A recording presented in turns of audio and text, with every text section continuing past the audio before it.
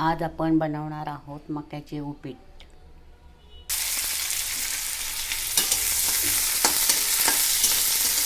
छान असा कांदा परतून घ्यायचा,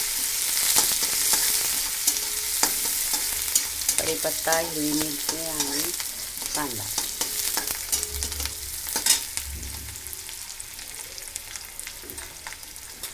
थोडीशी कढीपत्ती आपण हळद टाकलेली आहे आणि मका बारीक वाटून झाल्यानंतर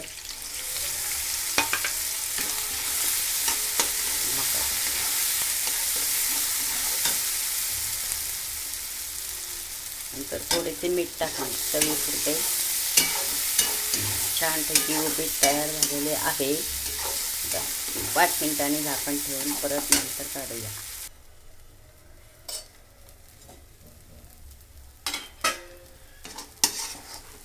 छान असे उपीट तयार झालेले आहे।